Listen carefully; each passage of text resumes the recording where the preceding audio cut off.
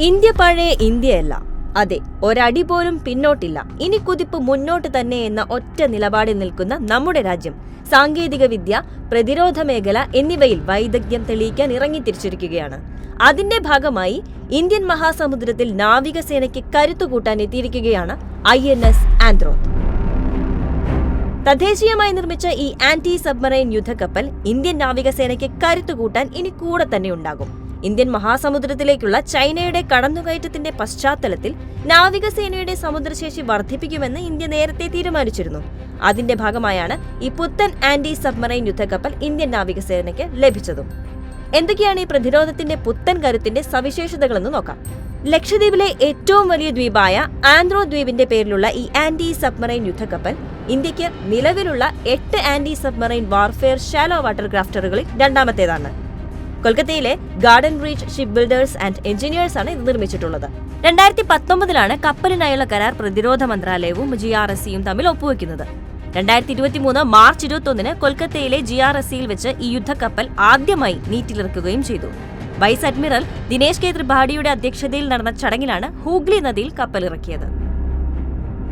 ഇന്ത്യയുടെ മറ്റു കപ്പലുകളെ പോലെ തന്നെ ഏകദേശം 77 മീറ്റർ നീളവും 900 ടൺ ഭാരവും 25 നോട്ട് അഥവാ 28 മൈൽസ് പെർ അവർ പരമാവധി വേഗതയും ഈ യുദ്ധക്കപ്പലിനുണ്ട്.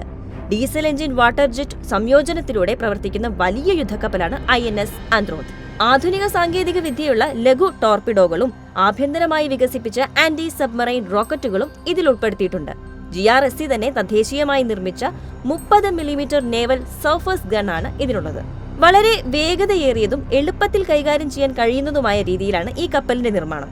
ഈ കപ്പലിന്റെ ഡ്രാഫ്റ്റ് അഥവാ കപ്പൽ വെള്ളത്തിൽ താഴുന്ന ആഴം 2.7 മീറ്റർ മാത്രമേ ഉള്ളൂ. അതിനാൽ തന്നെ കപ്പലിന് തീരത്തേക്ക് പെട്ടെന്ന് പ്രവേശിക്കാനും മറ്റ് ശത്രു യുദ്ധക്കപ്പലുകളെ അടിച്ചിടാനും സാധിക്കും. 7 ഓഫീസർമാർ ഉൾപ്പെടെ 57 പേർക്ക് ഈ കപ്പലിൽ സഞ്ചരിക്കാനാകും. ഡീസൽ എഞ്ചിൻ വാട്ടർ ജെറ്റ് സംയോജനം ഉപയോഗിച്ച് പ്രവർത്തിക്കുന്ന ഇന്ത്യയുടെ ഏറ്റവും വലിയ നാവിക യുദ്ധക്കപ്പൽ എന്ന ബഹുമതിയും ആന്ത്രോത്തിന് തന്നെ. 90% ആഭ്യന്തര ഘടകങ്ങളാൽ നിർമ്മിച്ചതുകൊണ്ട് തന്നെ കൂടുതൽ ഇന്ത്യൻ തൊഴിലാളികൾക്ക് ജോലി ലഭിക്കാനുള്ള അവസരവും ഈ യുദ്ധക്കപ്പലിന്റെ വരവോടെ ഉണ്ടായിരിക്കുകയാണ്. GRSC, കൊച്ചിൻ ഷിപ്പ്യാർഡ് ലിമിറ്റഡ് എന്നിവയിൽ നിന്ന് ഇത്തരത്തിലുള്ള 16 ASW, SWC കാറ്റഗറി കപ്പലുകൾ ഇന്ത്യൻ നാവികസേന ഓർഡർ ചെയ്തിട്ടുണ്ട്. പ്രതിരോധ നിർമ്മാണ മേഖലയിൽ ഇന്ത്യ സ്വയം പര്യാപ്തത കൈവരിക്കുന്നതിനുള്ള നടപടികൾ സ്വീകരിക്കുന്ന സമയത്താണ് ഈ വികസനം.